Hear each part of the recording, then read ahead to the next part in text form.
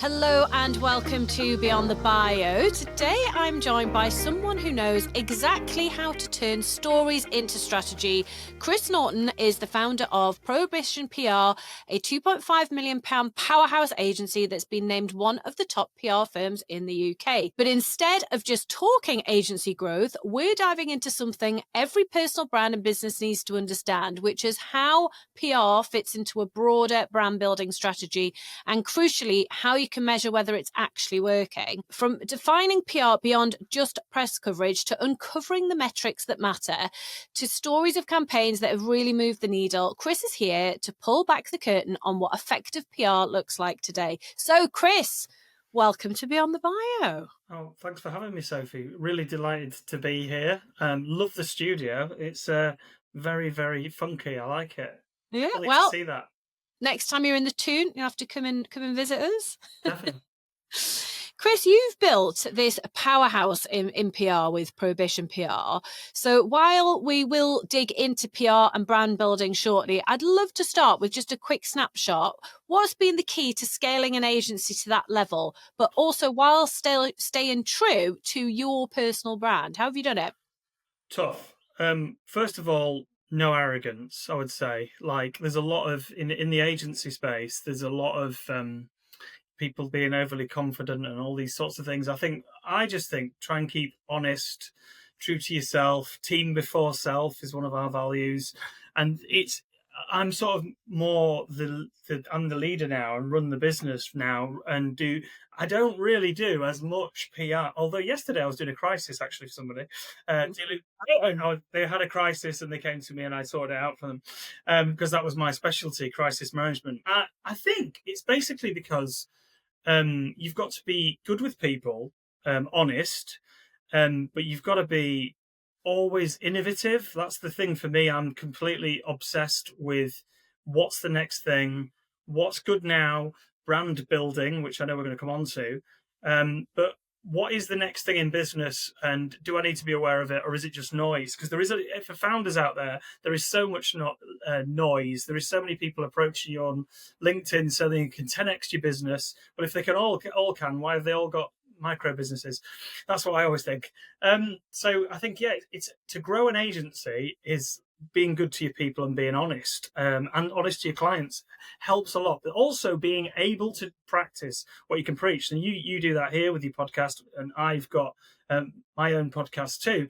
But I like to do things first to demonstrate that I can do them. So I built the agency right back in 2012, but I've been on social media since before.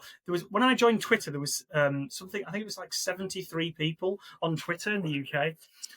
I remember nobody had a clue what they were doing with it, and it was like everybody was like trying to figure out what this new thing was, where you had a news feed. Anyway, I was help coaching MPs, businesses, people who were terrified of what it meant that people could now have a voice online. And seriously, I was advising Sony, and it was one of the first social media campaigns in the UK, and they were terrified that people could say something about their products online without any. Because before, the PR person were the gatekeepers to reputation. Suddenly, we had to go, actually, anyone can now have a view on anything, or a podcast, or whatever it is. But at the time, it was completely new. And so I worked with one of the UK's top strategists in social media. We advised the Labour Party when they were in government before. So it was completely cutting edge, and there wasn't many people in the UK that did it.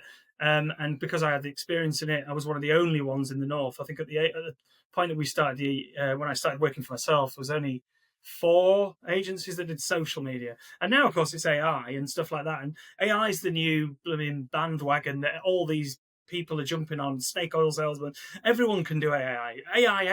Literally, people have changed their business name to something AI the next day. And I'm like, don't think just using ChatGPT is actually AI, but there we go. So I think it's just trying to see the wood for the trees, innovating and being true to your team and looking after your staff. You mentioned AI there, and I'm kind of looking through my questions to see whether I've got any questions that are specifically about AI, because it does feel like that's all everyone's talking about at the moment. And you just gave a really interesting story there around how Twitter was the in thing at that point in time, and Sony thought it was going to damage their reputation, etc.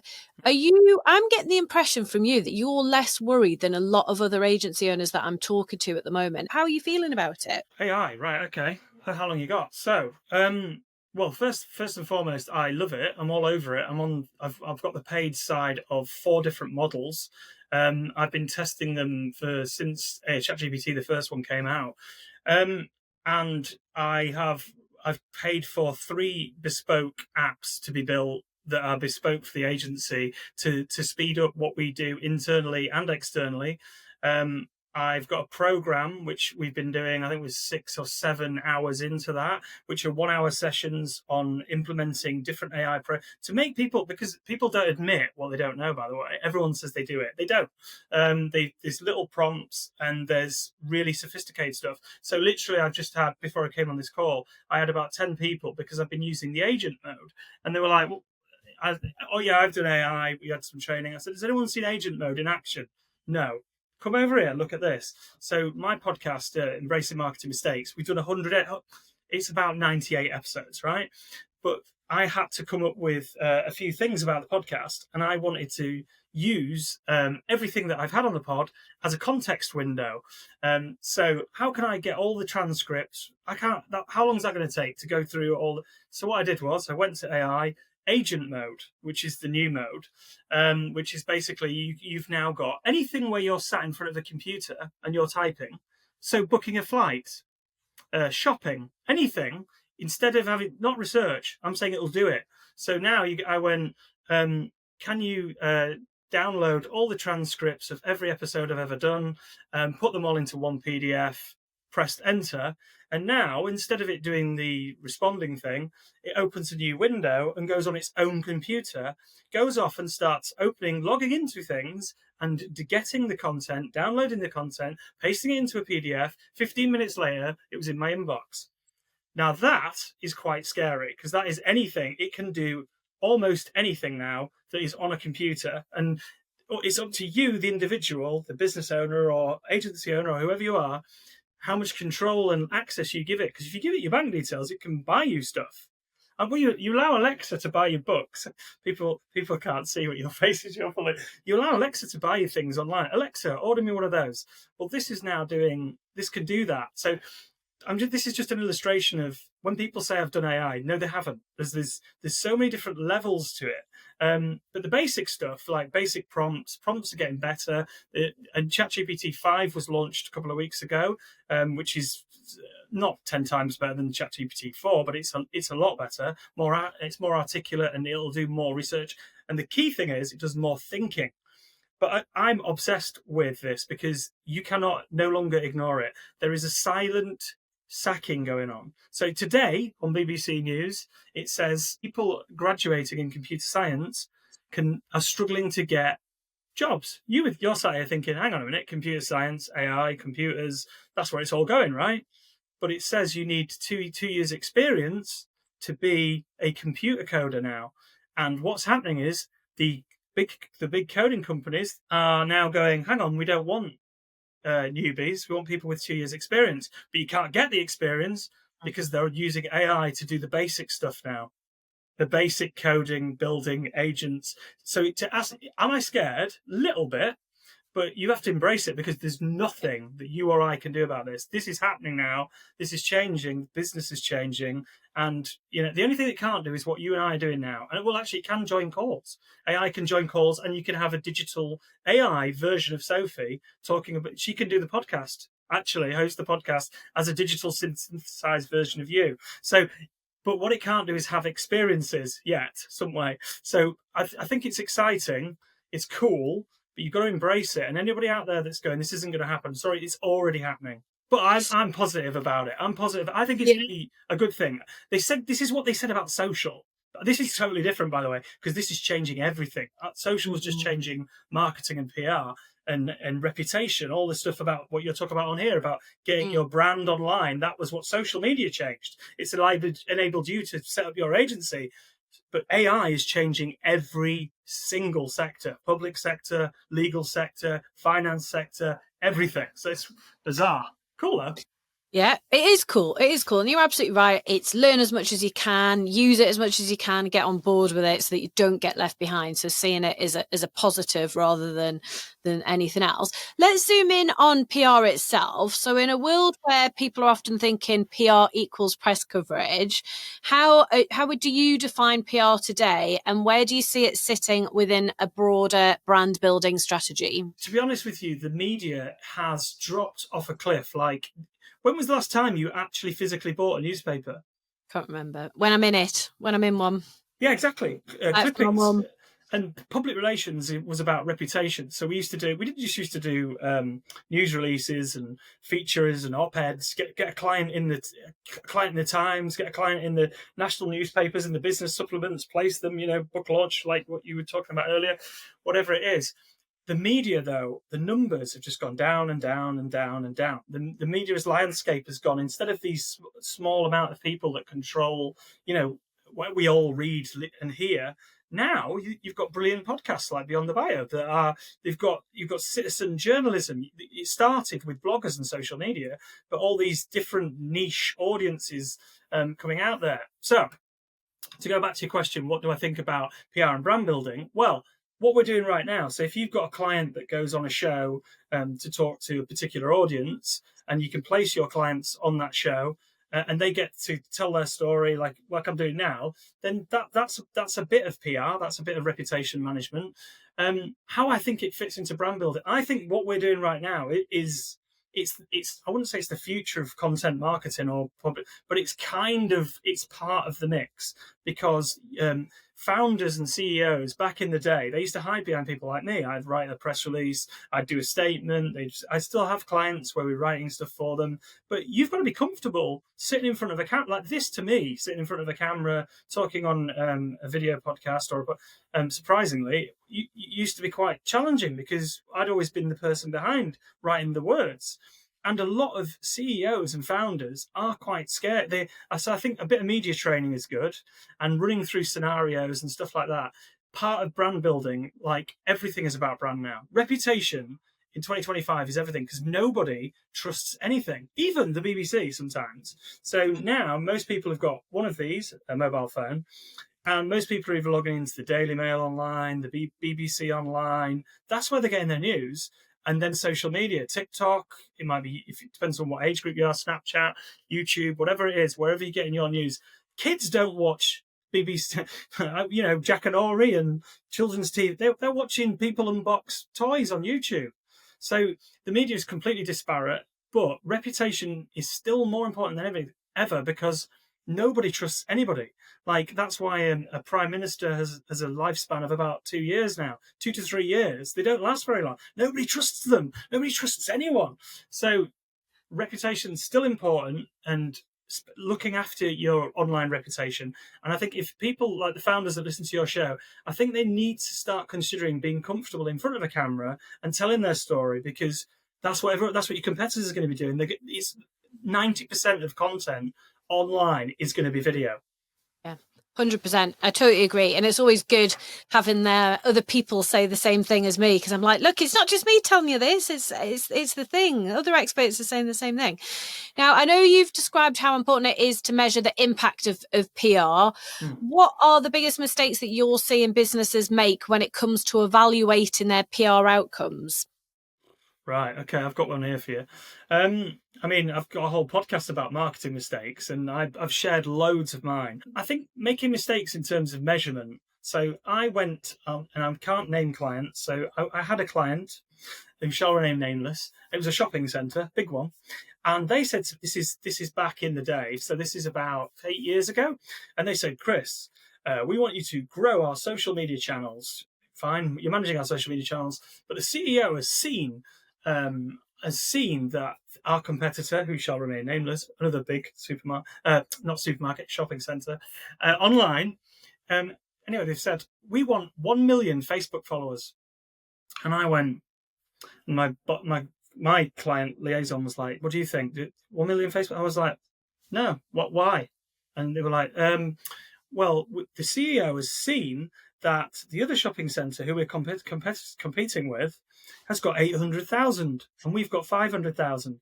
And I was like, And that's going to cost you about £250,000 because your ego is telling you. So that vanity metrics is one thing in social media.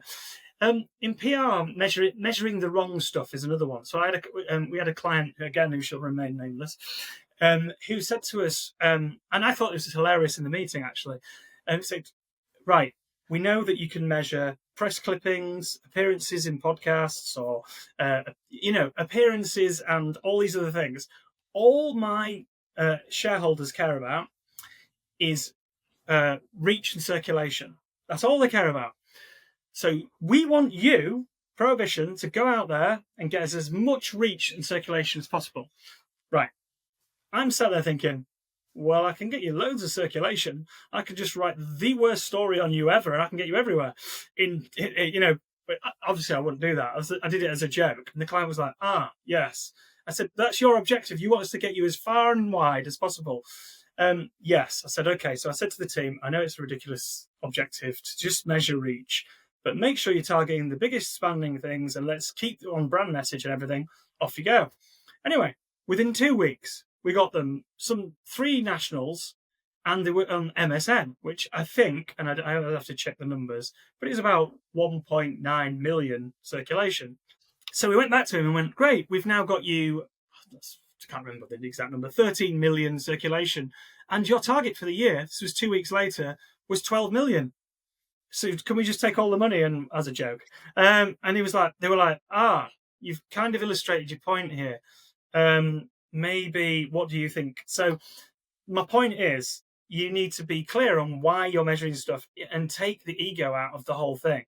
Because ego does tend to be a big thing with founders and owners. But actually, reach and engagement, there's a number of things you can measure. It's, where are your customers? What are they reading? What are they engaging with? How are they going to hear about you? Are they listening to your podcast, for instance, Sophie? Is this the great spot where a marketing director hears, wants some PR and contacts me? You've got to go where the fish are. You fish where the fishes are, if you know what I mean. So does that help explain what I mean? Yeah, that's good. And following on from that, for personal brands, what do you think people should be measuring to know if their PR is actually working for them? So we're based in Leeds, so we're not too far from yourselves. And we use something called the Barcelona principles. And we've got our own which basically there are a set of principles based around paid, earned, shared, and owned. So that's called the PISO model. I don't know if you've heard of that before. So paid is everything paid. So advertising, like whether that's Google ads, Facebook ads, whatever it is. Paid. Earned is PR. So that would be articles, appearances on shows, interviews, op-eds, all sorts of different bits like that. Shared is then social media and what's shared online, so your different bits of content. And then owned is your own digital channels. So whether you've got your own podcast, your website, your intranet, your whatever it is. And what we do with the Barcelona principles is it looks at those different areas, and you'll look at what the objective is for a client. So a client used to come in and say to us, and we'll turn it down actually often, they'll go, we want you to get 30 pieces of coverage. And we call it the why questioning. We go, great, yeah. Why? Again, back to the same thing that I was doing with I have so many people that are hired by more senior people that come to me and go with the secondary objective. So, Chris, can your team get us 30 pieces of national coverage this year? And I'll go, yeah, but why? And they go, and then people start to feel a bit, I don't quite know why, because my boss wants it. Why? Well, because we've got to sell more X. Why? Because we've got to sell. So it's like 7 steps to why. And then you eventually get to, actually, what we need to do is sell more of X. So therefore, we need more people from Y to see us, and you get right down to the bottom of it. So that's what we do, is we sort of look at the business objective, not the marketing objective. From that, we then create a set of objectives that follow through paid, earned, shared, and owned. And then we measure the business impact right back. So it measures the impact. So for instance, if you had a great campaign and it's a press release, it goes out, it appears in 75 places. How many times was it shared on each of those 75 places? How much online chatter was there about it? What did it do to web traffic? What did it do to What did it do to branded search online on Google when people saw your ad? And you can measure all these different things and tie it back to business impact. And that's why, that's what wins you awards, basically, because getting coverage is the job. That's not award winning. Like, if you say to me, I'm going to give you 15 grand to do this project, and I go, great, here's 50 pieces of coverage at the end of it, you go, great, what does that mean? Do you see what I mean? It's not what you want. You actually want a difference. And I want you to go, we've had so much impact from that. We've done this, this, and this. Actually, let's do X, Y, and Z. That's how you get longevity in a relationship with the client. Totally agree. Totally agree. In your experience, what is the right balance between proactive PR, so where you're creating those stories and angles, and then more reactive PR, where you're responding to news and trends? So yesterday I was just explaining how I got pulled into a crisis scenario because that was my area of expertise. But that's very reactive. That's writing a statement and Q&As and briefing the spokespeople and all that. But I would say, like, if you're hiring a PR agency, usually it's to do an objective. Whether you're hiring a marketing, a podcasting agency, or whatever, you've got an objective for it.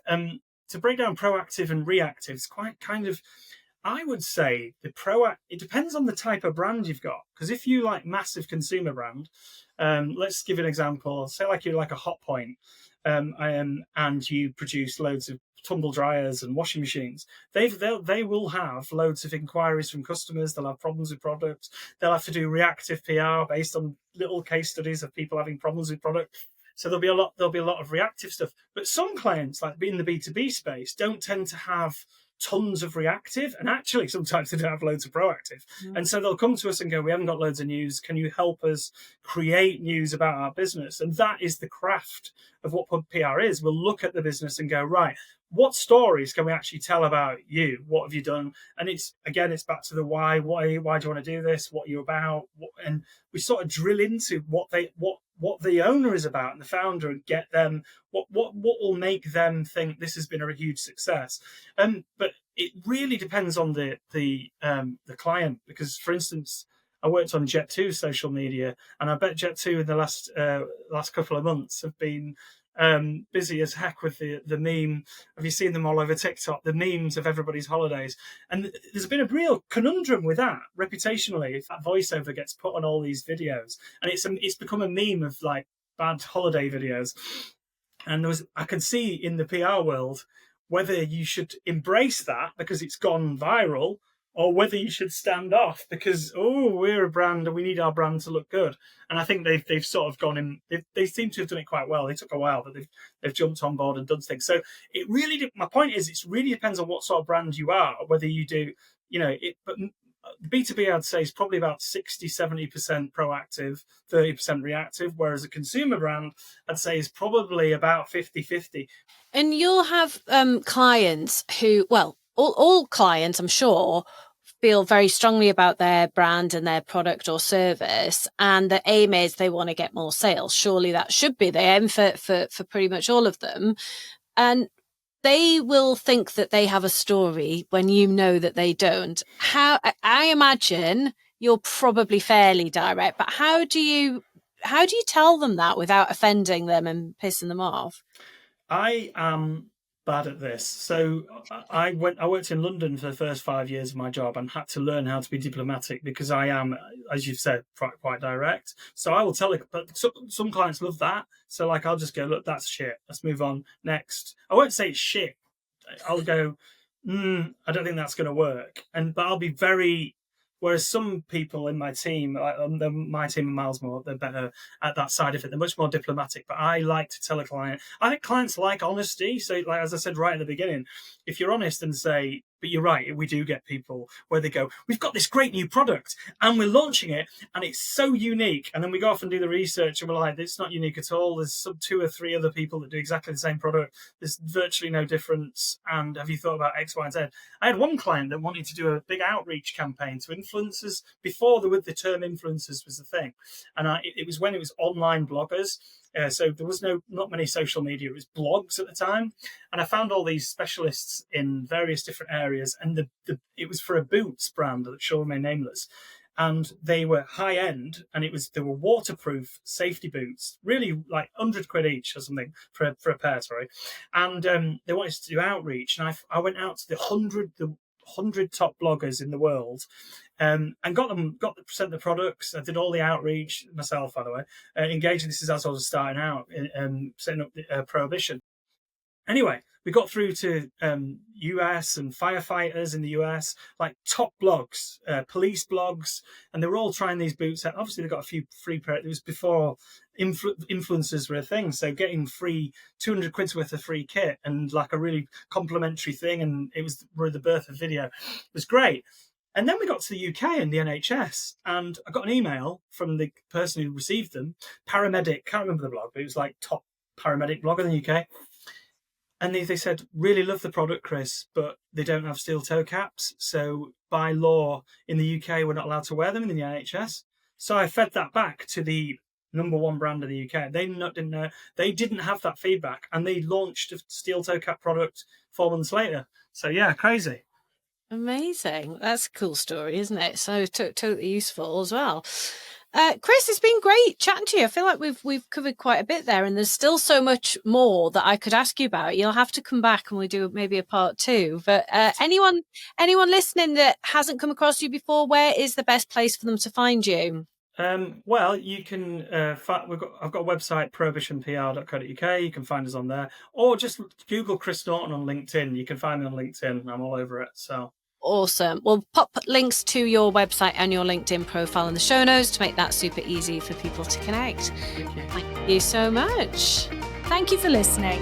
If you're serious about growing your profile, take our free profile assessment quiz to see where you're at right now and get hints and tips on how to improve your score. You'll find the link to the quiz in the show notes. If you've enjoyed the episode, it would be mint if you'd subscribe, like, and leave a review.